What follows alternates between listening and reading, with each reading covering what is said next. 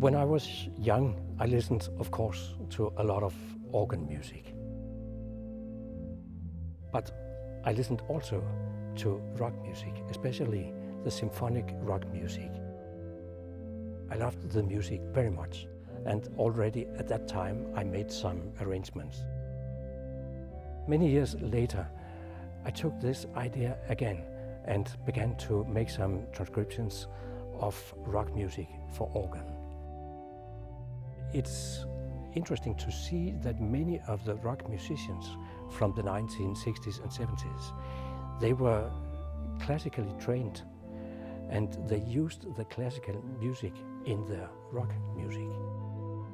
Some of the pieces you can easily hear, it's very much inspired by the classical music, and sometimes they even took quotations of music by Johann Sebastian Bach and put it into their music. That makes it interesting for me because it makes a connection between the classical music and the symphonic rock music.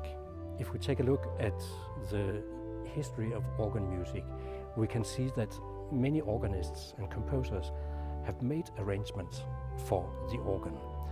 For example, Johann Sebastian Bach, he was very interested in Vivaldi's music and especially Vivaldi's violin concertos. So he arranged some of the violin concertos of Vivaldi for the organ, so now we can play those concertos on our instrument. For the arrangements I'm playing now, I've found it interesting to see what happens with the music when you put even more Bach quotations in the music.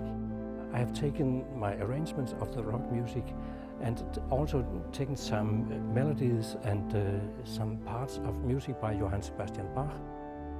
It comes together as a whole piece, a kind of patchwork of Baroque organ music, Johann Sebastian Bach, and symphonic rock.